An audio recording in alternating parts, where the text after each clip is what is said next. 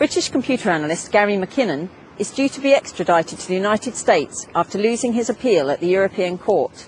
Gary is accused of hacking into 97 military and NASA computers and deleting files. He says many people were doing the same thing, that there were a lack of passwords and firewalls, and he denies deleting any files or doing any damage.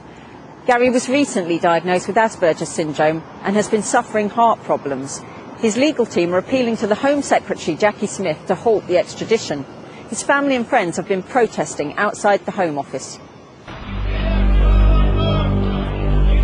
The whole might of the US government against one guy who was looking for the thrill of hacking into something. He wasn't trying to bring down the American government. They're using Gary as a scapegoat. Throwing 60 years at him. I mean, good God, murderers don't get as much as that. Be very, very careful about what the authorities tell you. It's just soul-destroying to think that he's going to spend the rest of his life. He could spend the rest of his life in America, in a prison. Free Gary! Free Gary! Free Gary! Free... So we're here with Gary McKinnon's girlfriend, Lucy. Lucy, what's going on here today? We're protesting against the extradition of Gary McKinnon. This is a treaty, a one-sided treaty between the UK and the US. It's only been signed by the UK, it hasn't even been signed by the US, so I don't even know if that makes it legal.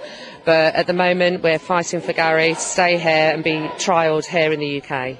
What's his argument against being extradited? 60 years they're threatening him with if he goes to America. They will put him in a high detention security prison. He will have no rights when he's over there. We won't be, we don't even know if we're able to visit him. And it's for the rest of his life. It's a life sentence. So what was Gary looking for when he went onto those websites? Evidence of UFOs and free energy. And did he have much difficulty when he went onto the websites getting in? I mean, he's supposed to be the greatest hacker of all time. There's the administration, they didn't set passwords, so it was an open door. Were there no passwords whatsoever? I think there was a few, but I wasn't with Gary, he was with a different lady at the time, so I don't know exactly what happened, but as I'm aware, there was some passwords, but a majority of them didn't, there were no passwords set up and no firewalls. No firewalls either? No. Okay, so what happened because first of all he took his case to the High Court. What happened to the High Court? They threw it back and said they didn't want to deal with it. It had to go to the Home Office. The Home Office then threw it back to the magistrates. The magistrates then said we don't want to deal with it. We managed to get to the House of Lords and they didn't want to deal with it. They said no, so we then went to Europe and again they didn't want to know about it. So we're back again at the Home Office. Now, I understand that there was a point where the American administration offered some sort of, was it plea bargain? Yes, but they wouldn't put it in writing. So Gary was not going to agree to anything unless he had it in writing. And did they go through his lawyers to do this or directly to Gary? I think they went through his lawyers, yeah. But is it not illegal to plea bargain in this country? I don't know. I'm not sure. I don't think we do plea bargaining over here. I know that's how they do their law, do their stuff over there. So why have they turned down Gary's extradition appeal when they have claimed human rights in other cases? Well, let's ask Jackie Smith that, shall we? Did you actually think that you would get justice? Did you believe that? Yeah. I mean, it's the UK and we really thought that they'd stand up for their own citizens. But obviously not. Have you had any support at all from kind of the powers that be? No. Nobody at all? Everybody's keeping their mouth shut. Is it worth having a personal meeting with Jackie Smith? That would be lovely. I would love to have a meeting with her and be able to, the letter that we're handing in today is a character reference as well. And if she had the chance to meet Gary, I'm sure she'd have very different views. Now, do you think if you could put yourself in the shoes of the American administration and they have somebody hacking into their system, so they say, that they don't know about Gary, they don't know who Gary is, they don't know if he's a nice guy, they don't know if he's, really, out there to do some harm. If you were in their shoes, what would you tell them to do, or how would you approach it? Well, I think, somebody has to take responsibility with the administration here who deal with the computers over at the Pentagon and everywhere else. Nobody's taking responsibility, and they're using Gary as a scapegoat. And, throwing 60 years at him, I mean, good God, murderers don't get as much as that. The sentence is way too high. So this is a security issue, really? You think they're bouncing the blame onto Gary? Yes, definitely. How much time do you think he spent actually trying to find the UFO information? Again, that was before my time. I don't know. Yeah, I've only been with Gary for 3.5 years, and this happened, 3 years before I met him. So this has been a very, very long, ongoing case. Yes. I mean, why do you think it's dragged on so long?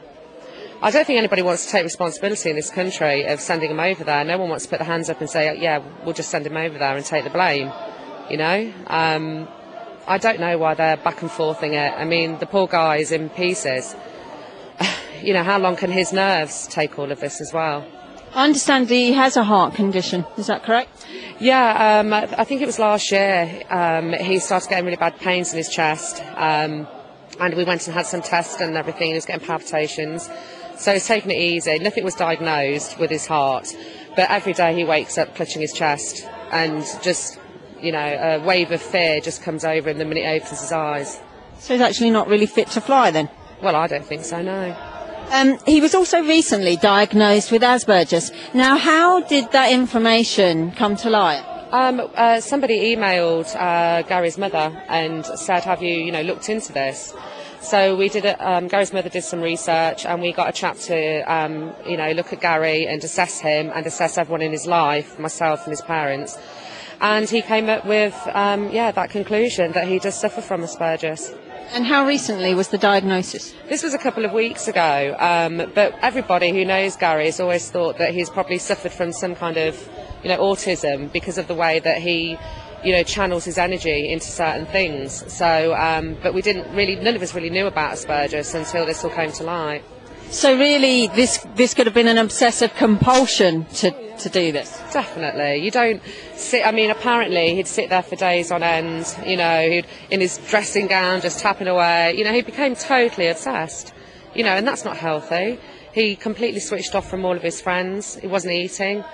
To me, that is a mental disorder, So I understand you've also been approached by some people who represent people who have Asperger's, who have also been people that have been, I don't know if you would say hackers or whether just computer, what would you call them? Computer enthusiasts. I personally, I've had a few emails and, a few conversations, but again, Janice's mum has been campaigning since day one, so she's really dealt with most of the publicity. But do you think that you might, if there are some people that deal with these kind of cases, are they likely to get involved in the case at this stage? Oh, yes, definitely. Yeah, people are, at the last 48 hours, people are coming out, and wanting to speak to Gary's mother and to the solicitors. So I know behind the scenes they're talking with these groups. So where's the next step? We need somebody to speak up from the Home Office, and we need it to be positive, obviously. Otherwise, they can come and get him at any point, any minute now. So you don't know how long he's got? No. And what is this doing to yourself and to his mum and to his dad and his family? For a start, it's hard. It's just destroyed our lives. We're all suffering from nerves, anxiety. We're all absolutely distraught. This guy is a lovely, warm. He's a smashing bloke, and he's friends with everybody. It's just soul destroying to think that he's going to spend the rest of his life. He could spend the rest of his life in America, in a prison. How do you think they're able to portray him as the greatest hacker of all time when he says that there were other people on the site at the same time? It's laughable that, I don't know who made up that quote, but, he's not the greatest hacker of all time. He never wanted to be. He's not proud of what he's done. He's not in it for the glory. He's just fighting for his survival at the moment. But he was aware of other people being on those sites? Yeah, China was in there at the same time, Russia, but unfortunately Gary, got lazy and got caught. I think it's terrible what the British government has done, making this